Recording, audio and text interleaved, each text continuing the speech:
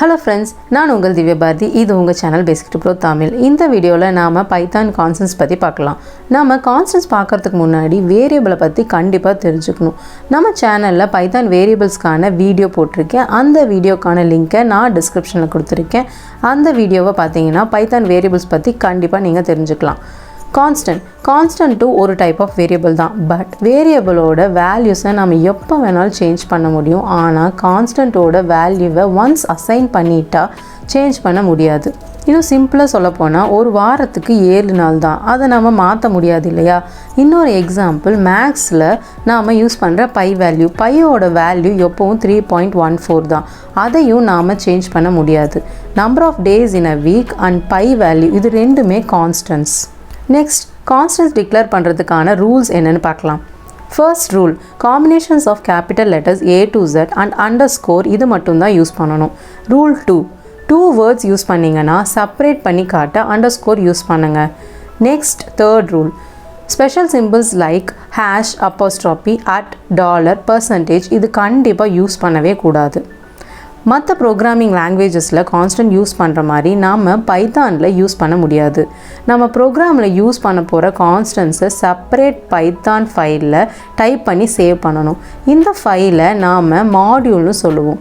இந்த மாடியூல் ஃபைலை இம்போர்ட் அப்படிங்கிற கீவேர்ட் யூஸ் பண்ணி நாம் ப்ரோக்ராமில் இம்போர்ட் பண்ணிக்கலாம். வாங்க எக்ஸாம்பிள் ப்ரோக்ராம் பார்க்கலாம். பைசாம் ஐடி ஓப்பன் பண்ணிக்கோங்க. நியூ ப்ராஜெக்ட் கிளிக் பண்ணுங்கள். தென் ப்ராஜெக்ட் நேம் டைப் பண்ணிவிட்டு க்ரியேட் கிளிக் பண்ணணும். நான் இங்கே கான்ஸ்டன்ட் டெஸ்ட்டுன்னு ஒரு ப்ராஜெக்ட் க்ரியேட் பண்ணிக்கிறேன். மெயின்னு ஒரு பைத்தான் ஃபைல் ஒன்று நம்மளுக்கு டிஃபால்ட்டாக ஓப்பன் ஆகும். நெக்ஸ்ட், நம்ம கான்ஸ்டன்ட்டுக்கு ஒரு நியூ ஃபைல் க்ரியேட் பண்ணணும். ஃபைல் மெனு போயிட்டு நியூ பைத்தான் ஃபைல் அப்படிங்கிற ஆப்ஷனை நீங்கள் செலக்ட் பண்ணணும்.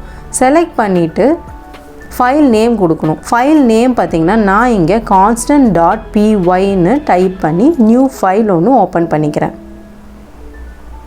கான்ஸ்டன்ட் ஃபைலில் PI = 3.14, கிராவிட்டி = 9.8 அப்படின்னு 2 கான்ஸ்டன்ட்ஸ் நம்ம டிக்ளேர் பண்ணிக்கலாம். கண்டிப்பாக கான்ஸ்டன்ட்ஸை நம்ம கேபிட்டல் லெட்டரில் தான் கொடுக்கணும். Ctrl+S கொடுத்து சேவ் பண்ணிக்கோங்க.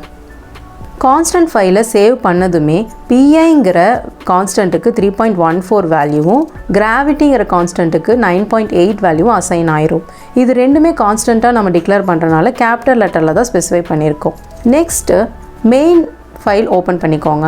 மெயின் ஃபைல் ஓப்பன் பண்ணிவிட்டு அதில் import constant, print constant.py, print constant.gravityன்னு கொடுத்துக்கலாம்.